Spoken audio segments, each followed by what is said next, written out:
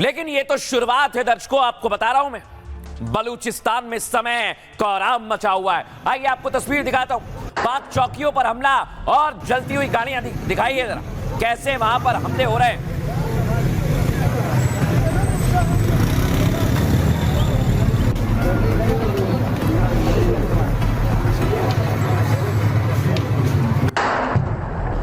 ये पाकिस्तान कंगाल है दर्शक, और उसके हाथ से इलाका निकल गया। उसकी तस्वीर देख लीजिए आप, धमाकों से गाड़ियां तबाह हो गई हैं और मुनीर की सेना भाग गई है। मुनीर भाग गया है वहां से।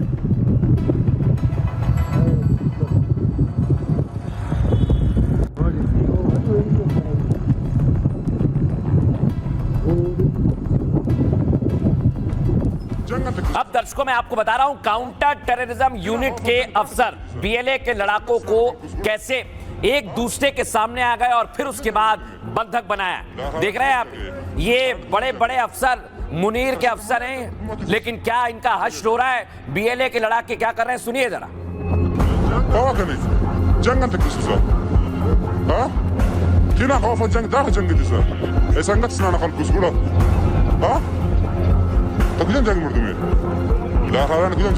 दर्शकों एक तो नहीं 18 सैनिक हैं पाकिस्तान के, और क्यों है ये दमदारी बीएलए की? क्योंकि वहां पर लोकल सपोर्ट मिल रहा है, खाना मिल रहा है, रसद मिल रही है, खान पान मिल रहा है, इसी से बीएलए और ज्यादा मजबूत हो रही है। दर्शकों देखिए जरा तस्वीर।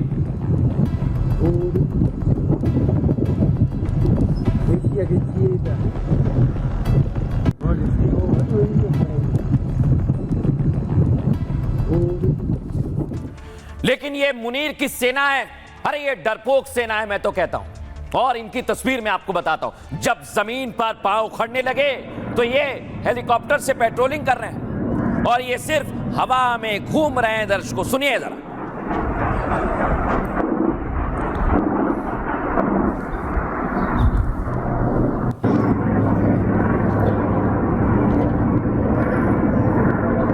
अब जब बीएलए के सामने सरेंडर कर दिया तो ये आम बलूचों को परेशान कर रहे हैं, युवाओं को परेशान कर रहे हैं, उनकी किताबें छीन रहे हैं। दिखाइए जरा।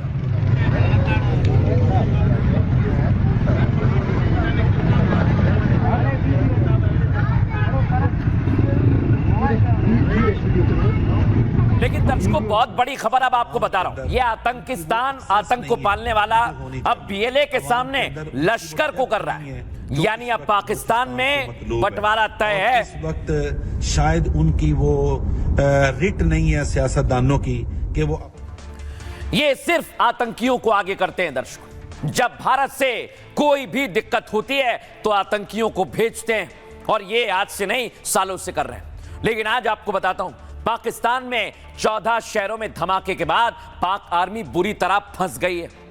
एक तरफ बीएलए तो दूसरी तरफ टीटीपी ने हमले का ऐलान कर दिया है। और आपको बता रहा हूं दर्शकों में जवाबी कार्रवाई की है।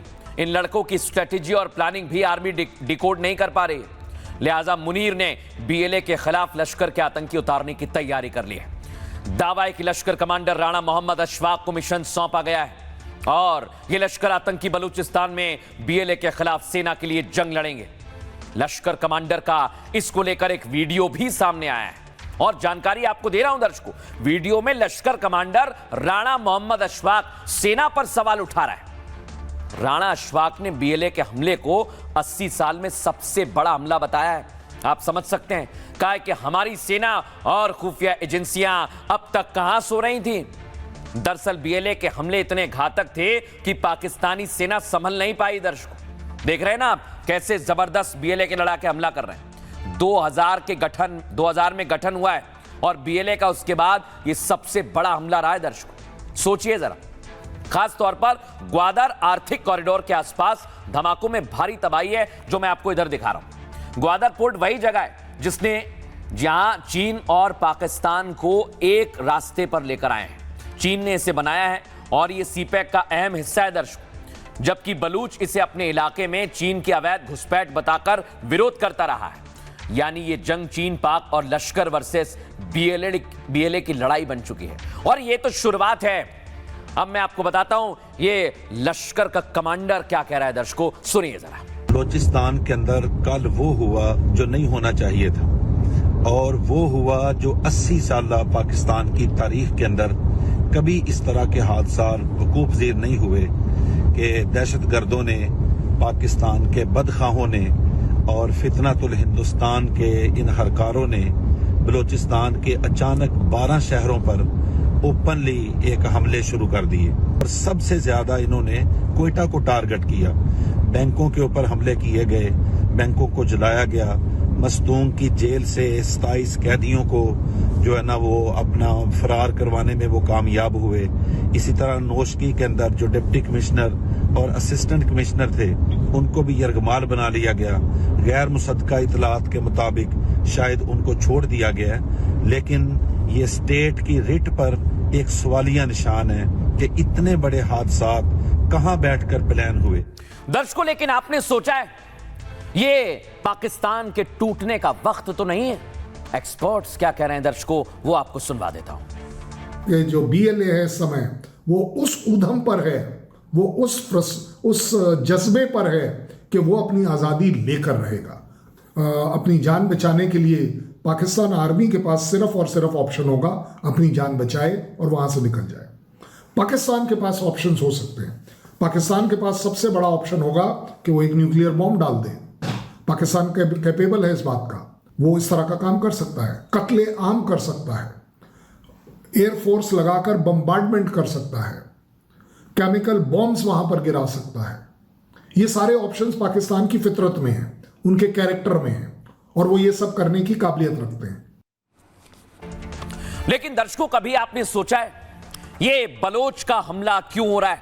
क्योंकि पाकिस्तान बलोच के जितने भी नागरिक हैं उनके साथ दगा करता है और इसलिए पाकिस्तानी भी बलोचों की मार के बाद कराहने लगे हैं। विश्वास नहीं हो रहा? सुनवा देता हूं आपको। पाकिस्तान के हालात दिन ब दिन खराब होते जा रहे हैं। रकबे के लिहाज से सबसे बड़े सूबे में एक ही वक्त में आपके बेशुमार शहरों में 8, 10, 12 शहरों में एक साथ दहशतगर्द दंदनाते हुए दाखिल हों, हमले कर दें, तो इससे पता चलता है कि हालात जितने बताए जा रहे हैं उससे बहुत ज्यादा खराब है। इतनी हाई सिक्योरिटी जोन्स के अंदर कोयटा पूरा गैरिसन सिटी है यार, वहां पे कैसे दाखिल हो जाते हैं? और मीडिया इन हालात को कवर नहीं कर रहा। उसकी रीजंस हैं।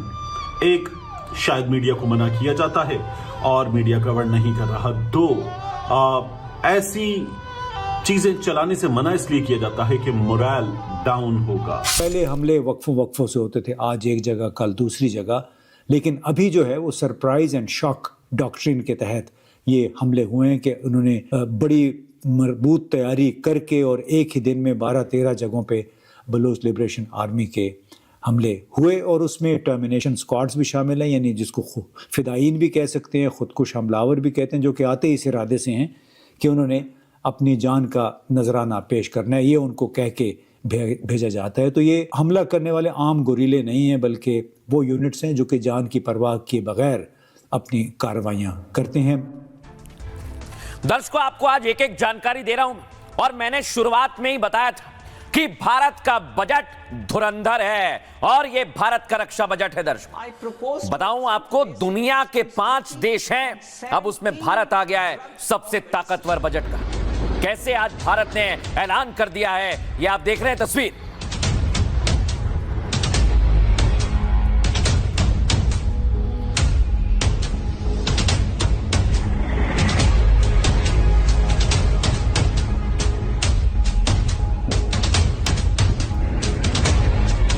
लेकिन दर्शकों, आप सोचिए, आप चैन की नींद तभी सो सकते हैं जब भारत की सीमाएं सुरक्षित रहेंगी। इसलिए इस बजट से हम राफेल खरीदेंगे, हम ऐसे हथियार बनाएंगे जो भारत के लिए हैं, आपके लिए हैं, हमारी सीमा के लिए, सुरक्षा के लिए। एम्बियंस सुनाइए।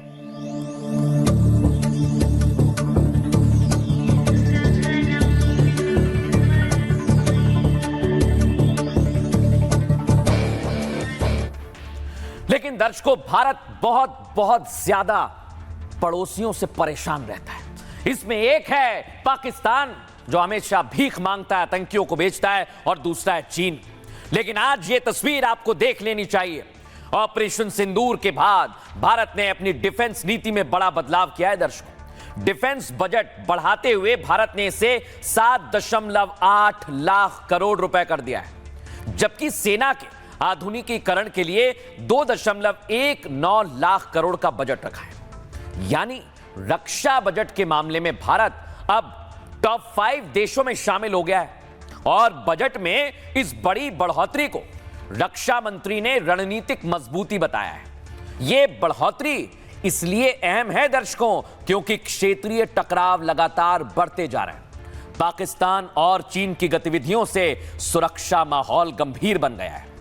बजट बढ़ने से drone, cyber space, electronic warfare मजबूत होगा।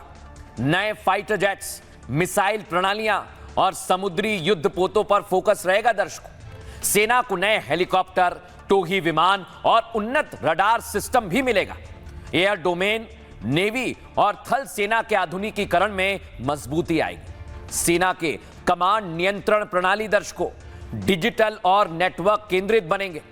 सैन्य प्रशिक्षण और मल्टी डोमेन ऑपरेशन क्षमता पर भारी निवेश होगा। संपूर्ण रक्षा ढांचे में लॉजिस्टिक्स और रियल टाइम संचार में भी सुधार होगा। यानी भारत की तीनों सेनाओं को अजेय बनाने के संसाधन मिल पाएंगे। और बजट बढ़ने से भारत का घरेलू हथियार डिफेंस प्रोडक्शन भी बढ़ेगा। यानी भारत आत्मनिर्भर बनेगा दर्शकों। और आप समझिए, यह बहुत बड़ी बात है, भारत टॉप 5 में आ गया। रक्षा मंत्री क्या कह रहे हैं इसे लेकर सुनवाता हूं आपको। बजट में रक्षा क्षेत्र के लिए 7.85 लाख करोड़ रुपए का प्रावधान किया गया है। ऑपरेशन सिंदूर की ऐतिहासिक सफलता के बाद आए इस बजट ने देश की रक्षा व्यवस्था को और मजबूत बनाने के हमारे संकल्प को सुदृढ़ किया है।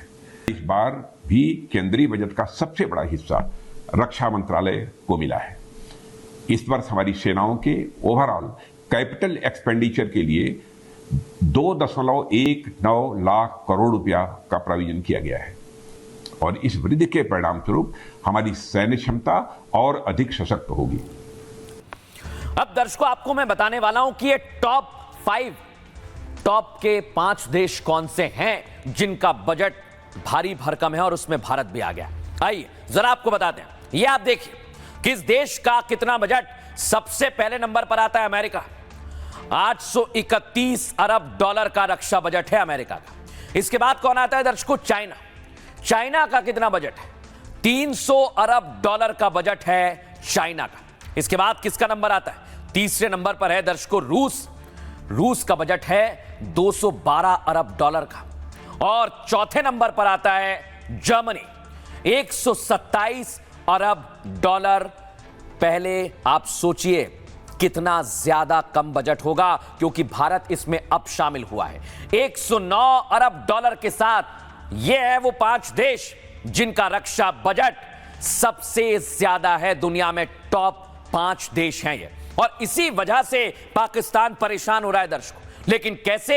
एक्सपर्ट समझा रहे हैं, जरा आपको सुनवाता हूं। तकरीबन 1 लाख करोड़ रुपए का जब इजाफा होता है किसी बजट में, तो ये अपने आप में एक फिनोमिनल इंक्रीज माना जाता है। एयरफोर्स को जहाज मिलेंगे, नेवी को डिस्ट्रॉयर्स और सबमरीन्स मिलेंगे, आर्मी को स्टेट ऑफ आर्ट टेक्नोलॉजी के एमुनेशन मिलेगा, वेपन्स मिलेंगे। और ये तीनों के तीनों जरूरी होते हैं कि जॉइंटमैनशिप में तीनों मिलकर एक ऐसी पोटेंट फोर्स बनाएं जिसको देखकर दुनिया में दुश्मन का जो विल टू फाइट है वो किल हो जाए, कि उसको वो लड़ाई लड़ने की हिम्मत ना हो पाए। तीनों का बेनिफिट मतलब सीधा देश का बेनिफिट। मुझे लगता है कि रक्षा बजट अपने आप में चाहे कितना भी कम कर लो और चाहिए, और कितना भी ज्यादा कर लो तो भी और चाहिए। और वहीं पर शुरू होता है कि आप कितना अपनी फौज पर नाज करते हैं, क्योंकि फौज की ताकत देश